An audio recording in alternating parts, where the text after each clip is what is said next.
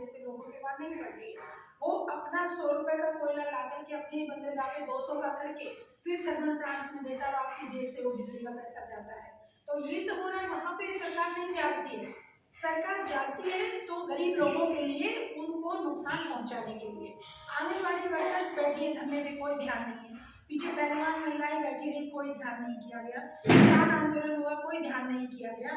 मणिपुर में इतनी विभत्स कांड हुए, उसमें कोई भी बात नहीं बोली गई। तो हम क्या माने इसको? सरकार तो सो रही है ना, और सोया हुआ प्राणी मृत प्राय हो जाता, मृत प्राय। और मृत का क्या किया जाता है? दाह संस्कार नहीं करोगे तो सड़ जाएगा थोड़े टाइम के बाद। तो ये सड़ी हुई जो अंध तरह से, एक तरह से अंधभक्ति लोगों की किसी भी तरह से हम खत्म करना चाहते हैं कि आप जाके अपने हक की लड़ाई लड़ें, सही जहां पर आपको लगता है उसको वोट दें। और ये जो पार्टी है गरीब लोगों की हितैषी पार्टी है। अभी आपने देखा बीसीए का आरक्षण दिया, उसके बाद महिलाओं का आरक्षण दिया, लेकिन कौन सा आरक्षण है महिलाओं का? इन्हीं की महिलाएं जाने वाली है उसमें। मुझे तो उसमें भी स्थान नहीं मिलेगा क्योंकि मेरा रिजर्वेशन है ही नहीं वहां पर। अगर मैं कल को वहां इलेक्शन लड़ना चाहती हूँ, मुझे कुछ नहीं मिलने वाला। इन्हीं की महिलाएं, इनकी पत्नियां, इनकी बहनें, इनकी माएँ भी राजनीति में महिलाएं आ जाएंगी 33% के आरक्षण।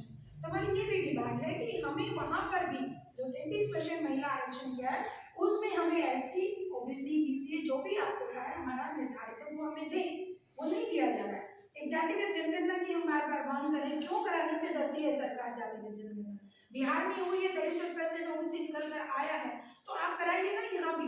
आप जानते हैं कि जातिगत जनगणना के आधार पर भी सारी की सारी योजनाएं बजट में निर्धारित होती है, तो हमें क्यों नहीं हमारी योजनाओं का लाभ मिल रहा? क्यों सरकार डरती है जातिगत जनगणना कराने से? या तो 63 से भी बढ़कर एक तबका निकल कर आएगा, कराए तो सही, और हमसे कम हमें अपने अधिकार तो मिले। तो ये सब मुद्दे लेकर के हम मैदान में हैं, और जब तक इन समस्याओं का हल नहीं होगा हम अपने लोगों को जगाने का काम करते रहेंगे।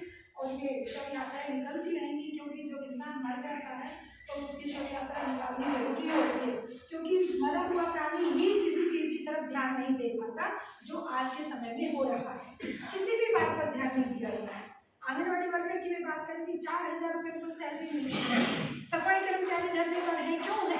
आपने देखा त्योहार के दिन भी कूड़े के ढेर लगे हुए जगह जगह, क्यों लगे हुए? क्योंकि वो काम नहीं कर रहे हैं। काम क्यों नहीं कर रहे? क्योंकि उनकी सैलरी नहीं बढ़ाई जा रही। बार बार बोल रहे हैं। एक आंगनबाड़ी आपकी सफाई कर्मचारी को आप सीवर में से निकलते हुए देखेंगे, आपकी खुद की रूह कांप जाएगी। कौन सा वो गलत कर रहे हैं? अपनी सैलरी बढ़ाना चाहते हैं, बढ़ाइए ना, किसी मापदंड के आधार पर उनको भी थोड़ा सा लाभ दीजिए। तो ये जो चीजें हैं जब तक सॉल्व नहीं होंगी, हमारी ये क्रांति चलती रहेगी, और हम अपने लोगों को जगा रहे हैं और इस सरकार के खिलाफ एक्शन लेते रहेंगे।